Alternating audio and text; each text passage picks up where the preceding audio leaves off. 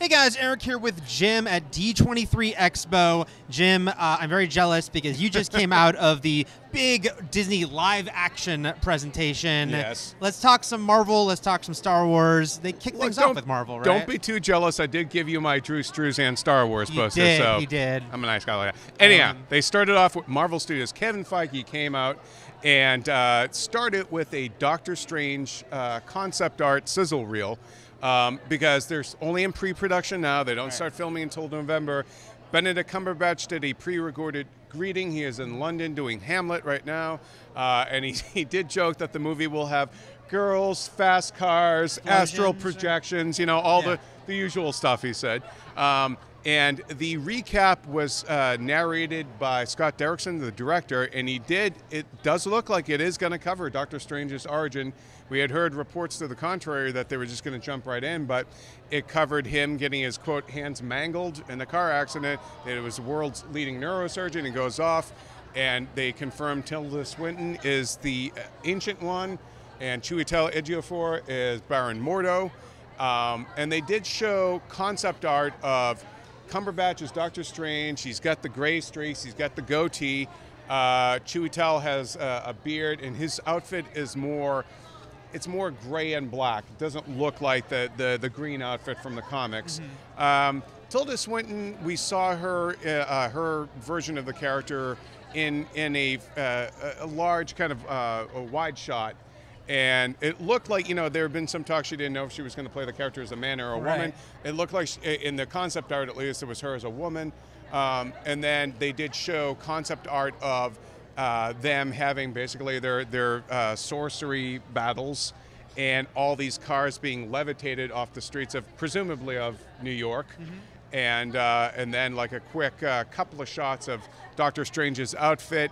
There were a couple of shots that looked like he had maybe the more traditional cloak, but more muted colors. Then one shot that looked like he had the traditional red cloak, and then other ones where it looked like he was almost wearing like kind of a high-collared trench coat. So everything went by pretty quickly, so you couldn't quite tell what exactly the final costume would look like, but it was cool.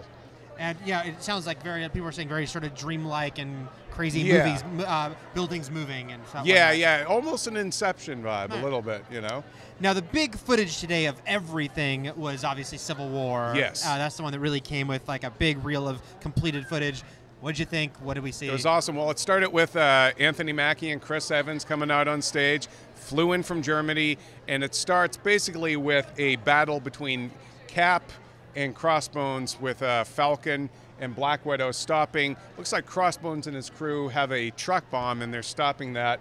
And a big battle out in the streets. And we saw some of it being filmed on those set photos that got out of Atlanta. So the brawl between the Crossbones and Cap ends with Crossbones saying something along the lines of like, you know, your pal Bucky remembered you and all that. And that really gets under Cap's skin.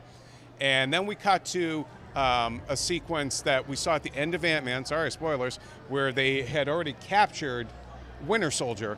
And Winter Soldier, to prove to Cap that he's still Bucky, says, your mother's name was Sarah, and you used to stuff your shoes with newspaper. Now, it wasn't until just now that I realized his mom's name is probably public knowledge. Yes. But we'll give him that one. That one. Okay. The newspaper and the shoes thing was like, in Cap's face, you could tell there's my buddy.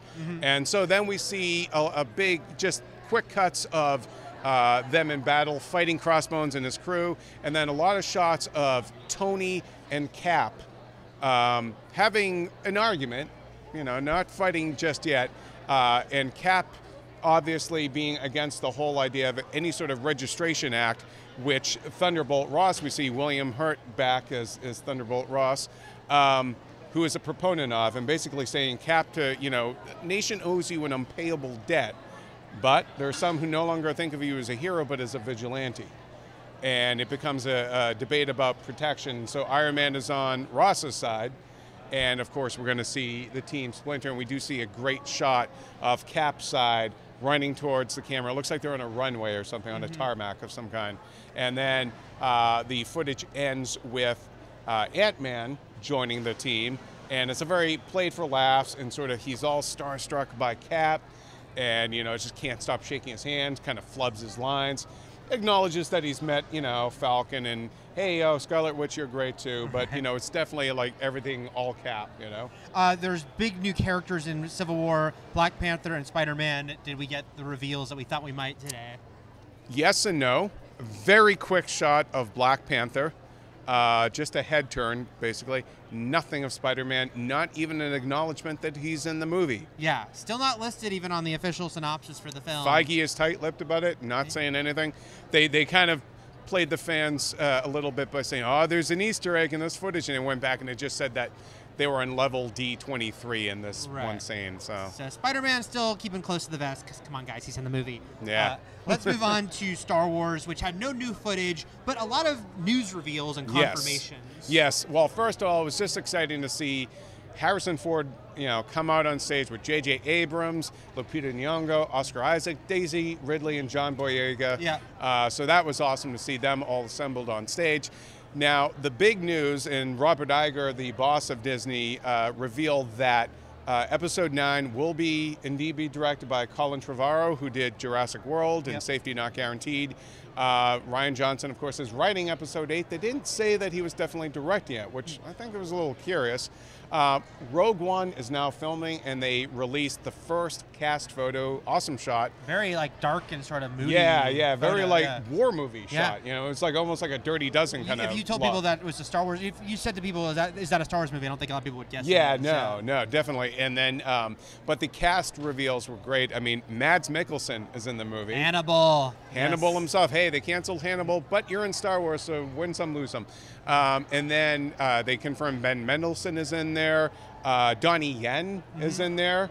And then, who am I forgetting? Alan Tudyk is also in there, yes. So it was great just to get that bit of news on that film in the first image, and a little pre-recorded greeting from Gareth Edwards, and they were filming out in the desert, and he said that their first scene was just shot. So gotta shoot Star Wars movies in the desert, right? Exactly. You can't not be in a desert when you're in Star Wars. But I think the most substantial news, oddly enough, was theme park related. And I'm a big theme park fan. You are the guy for Disneyland, that. Star Wars, these are two things that fuel a lot of my life. Now, you will get not one, but two 14-acre, all Star Wars theme parks at Disney Orlando and Disney Anaheim, where we are right now. And basically, you are going to be able to walk around in the sort of organic world of Star Wars. If you go into a cantina, everyone who works there will be in character. There will be nothing of the quote-unquote real world that will come in and break that character for you. There will be, you'll be able to be immersed in, you can pilot the Millennium Falcon, you can be a member of either the Republic or the First Order. So it's a very immersive. You are there. And I think the tagline was "Live Your Dream." It really sounds to me like it's heavily influenced, and this is a good thing to me, by the Wizarding World of Harry Potter and the success that was. And that's the same thing. No one there acts like they're working at Universal. Yeah. They're like, no, we are from Hogwarts. We are from Hogsmeade. They used to do that at Plymouth Plantation too. So I just want to say they started it. They started it. So it was wonderful for theme park fans and Star Wars fans alike. But that's about the gist of everything that we learned today. That is a lot. That and Johnny Depp came on stage as Jack Sparrow, but we don't have time for that. Yeah. Sorry, Johnny. Cut for time. Yes. Well, that is plenty. So obviously there is way more to learn about Star Wars and Marvel, seemingly on a daily basis. Yes. So for all things Marvel, Star Wars, and everything else entertainment, keep it here at IGN.